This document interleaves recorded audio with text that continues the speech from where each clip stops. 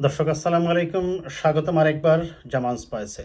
দর্শক, কি মর্মান্তিক, কি হৃদয় বিদারক, গা শিউরে ওঠার মতো দৃশ্য।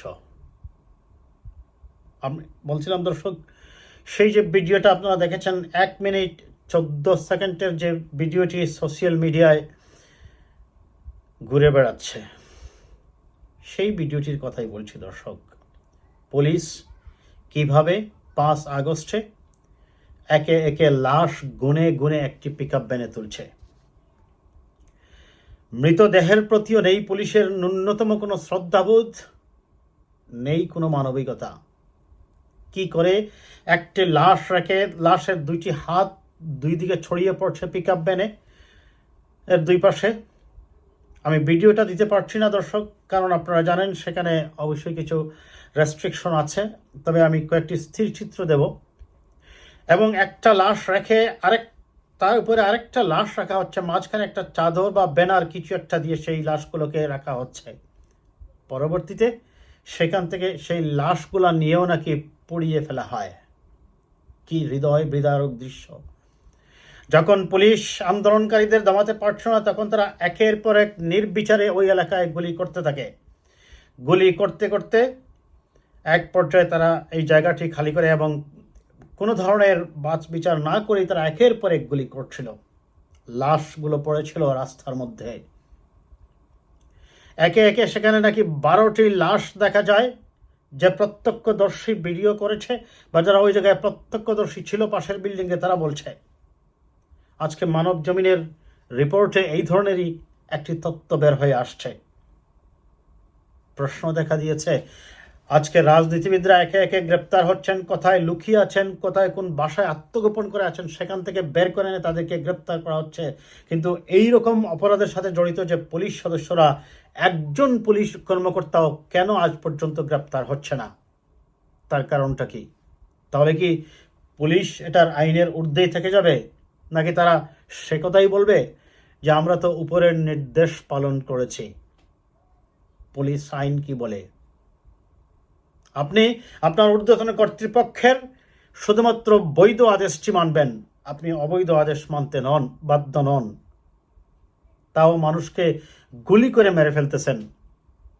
আসছি আমি দর্শক, আমরা একটু দেখে নেই আসলে সেই জায়গায় প্রত্যক্ষদর্শী বর্ণনা মতে মানব জমিন অত্যন্ত ডিটেইলস সেখান থেকে তুলে এনেছি আমি। এটা একটু পরিদর্শক, ঘটনাটি কোথায়, কখন, কিভাবে ঘটেছে কেউই সঠিক তারিখ ও ঘটনাস্থল বলতে পারছে না, তবে অনুমান নির্ভর হয়ে অনেকে শেয়ার করছেন। মানব জমিন বের করে এনেছে সত্যটি। সরজমিনে জানা গেছে, পুলিশ ভ্যানের লাশের স্তূপ করে রাখা মর্মান্তিক ঘটনাটি আশুলিয়া বাইপাল এলাকার থানা রোডের গলিতে। থানার পাশেই ইসলাম পলিমার্স অ্যান্ড প্লাস্টিসাইজার্স লিমিটেডের অফিসিয়াল ফ্যামিলি কোয়ার্টারের দেয়াল ঘেঁষে গুলিবিদ্ধ 7 শিক্ষার্থীর মরদেহ ছড়িয়ে ছিটিয়ে পড়েছিল। পরে পুলিশ লাশগুলো একত্রিত করে ব্যানের উপর স্তূপ করে রাখে। এরপরে ঘটে আরও মর্মান্তিক ঘটনা, যে ঘটনা বর্ণনা করাও কঠিন। 5 আগস্টের কয়েকজন প্রত্যক্ষদর্শী মানব জমিনকে বলেন, গত 5 আগস্ট দুপুরে শেখ হাসিনা পদত্যাগ করে দেশ ছাড়ার পরপরই বাইপাল এলাকায় বিজয় মিছিল করে মিছিল শেষে বিকেলে উত্তেজিত জনতা আশুলিয়া থানা ঘেরাও করলে সেখানকার কর্তব্যরত অফিসার সকল পুলিশকে গুলি লুট করতে বলেন এবং তারা এক পর্যায়ে গেইটে গিয়ে অবস্থান নেন, পুরোপুরিভাবে শস্ত্র নিয়ে প্রস্তুতি এবং গুলি লুট করেই তারা প্রস্তুতি নিতে থাকেন। 30-35 জন পুলিশ সদস্য থানার গেইটে অবস্থান নেন। বিকেল 4:40 ওসি সায়েদ আহমদ গেইটে এসে উত্তেজিত জনতাকে নিবৃত করার চেষ্টা করেন এবং আন্দোলনকারীরা পুলিশকে উদ্দেশ্য করে ভুয়া ভুয়া স্লোগান দিলে তিনি তাদেরকে যখন জনতা তাদেরকে আত্মসমর্পণ করতে বলে, তখন ওসি আন্দোলনকারীদের উদ্দেশ্যে বলেন, আমরা হেরেছি, আপনারা জিতেছেন, আমাদের মাফ করে দেন, সবাই বাড়ি ফিরে যান। এক পর্যায়ে এসআই মালেক, ডিবির ওসি তদন্ত আরাফাত, এসআই আফজালুল, এসআই জলিল ছাত্র জনতাকে উদ্দেশ্য করে গুলি ছোড়েন। গুলিতে থানার গলিতে কয়েকজন গুলিবিদ্ধ হয়ে রাস্তায় পড়ে যান। মুহুর্মুহু গুলিতে লোকজন দৌড়ে পালিয়ে যান। যাই হোক দর্শক, এই হচ্ছে ঘটনা।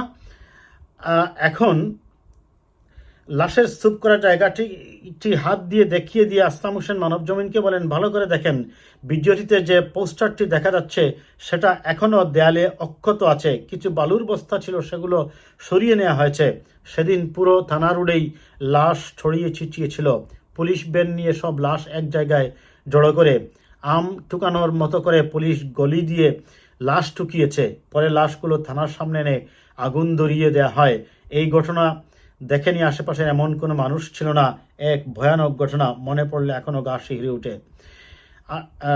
যাই হোক, এখন তিনি বলছেন, মেইন রোডে এসে একটি পিকআপ ভ্যানে আগুন দেন। ওই পিকআপ ভ্যানেও 5 থেকে 6টি গুলিবিদ্ধ মরদেহ ছিল। বিকালে যারা গুলিতে মারা গেছে তাদের ওই ভ্যানেই রাখা হয়েছিল। তারা নির্বিচারে গুলি চালাচ্ছিল, গুলি কখনো বন্ধ করেনি। অলিগলিতে, রাস্তায়, বাসাবাড়িতে, যেখানে খুশি সেখানেই গুলি করেছে পুলিশ। তারা দলবদ্ধ ছিল, 80 থেকে 90 জন হবে। যাই হোক দর্শক, আমি আর এত ডিটেলস এটা পড়ছি না। তার মানে এখন প্রশ্নটা হচ্ছে, দেখুন আপনার এই ভিডিওর মাধ্যমে যে লাশগুলো আমরা দেখতে পাচ্ছি, কয়েকটি লাশকে শনাক্ত করা গিয়েছে, বাকিগুলা শনাক্ত করা যায়নি।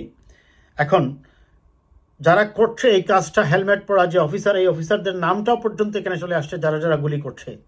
তাহলে আমার প্রশ্নটা হচ্ছে, আমরা একের পর এক এই পতিত স্বৈরাচারের পতনের পর তার সহযোগী মন্ত্রী এমপিদের গ্রেপ্তার করছি, এমনকি তারা যেখানে আত্মগোপনে আছে সেখান থেকে ধরে নিয়ে এনে গ্রেপ্তার করা হচ্ছে।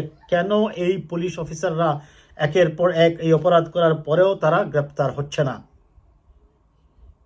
খুব স্বাভাবিকভাবেই প্রশ্ন জাগে, তাহলে কি পুলিশের এই কর্মবাবুরা মুক্তি পেয়েই যাবেন, পার পেয়েই যাবেন? বিচার যদি নিশ্চিত করতে হয়, আইনের শাসন যদি নিশ্চিত করতে হয়, তাহলে অবশ্যই প্রত্যেক অপরাধী পুলিশ অফিসারকেও আইনের আওতায় আনতেই হবে। আর সেই কারণেই আপনারা জানেন যে অনেক পুলিশ অফিসার আপনারা দেখেছেন কর্মস্থলে কিন্তু তারা যোগদান করেনি। অনেকেই বলছিলেন যে অনেকেই অফিসার কিন্তু সেনাবাহিনীর নিয়ন্ত্রণে ক্যান্টনমেন্টের মধ্যে আত্মগোপন করে আছে। কিন্তু যাদের বিরুদ্ধে অভিযোগ আছে, আমি মনে করি সেনাবাহিনীর উচিত হবে তাদেরকে আইন প্রয়োগকারী সংস্থার কাছে দেওয়া এবং আইনের আওতায় তাদেরকে নিয়ে আসা। এবং এই যে বিভৎস হত্যাকাণ্ড, এই ধরনের অন্য দেশের সাথে যুদ্ধ হলেও এই ধরনের বিভৎস বর্বরতা দেখায় কিনা কেউ আমরা জানি না দর্শক। তবে আজকে সেই ভুক্তভোগী স্বজন হারানো পরিবারের বেদনা, স্বজন হারানো পরিবারগুলোর কান্না, তাদের আর্তনাদ, এই অপরাধীদের আর না হোক, অন্তত বিচারের আওতায় না হোক। তারা হয়তো তাদের প্রিয়জনকে আর ফিরে পাবে না, কিন্তু অন্তত যদি এই অপরাধীদের বিচার হয় এবং এদের নির্দেশ তথা এই খুনি পতিত স্বৈরাচারী হাসিনার বিচার যদি হয় এবং তার সেই খুনি সহযোগী স্টেক হোল্ডারদেরকে যদি বিচারের আওতায় আনা যায়, কিছুটা হলেও এই মৃতদেহের আত্মাটা কষ্ট পাবে, সান্ত্বনা পাবে স্বজন হারানো সেই পরিবারের সদস্যরা। আইনের শাসন নিশ্চিত হবে এবং ভবিষ্যতের জন্য এই সকল অপরাধীরা যে এরকম ভয়ঙ্কর অপরাধগুলো করার থেকে নিজেদেরকে নিবৃত করবে, অন্তত একবার হলেও চিন্তা করবে, তাদেরকে আইনের আওতায় আসতেই হবে। ভালো থাকবেন দর্শক, কথা হবে আবার কোনো বিষয় নিয়ে।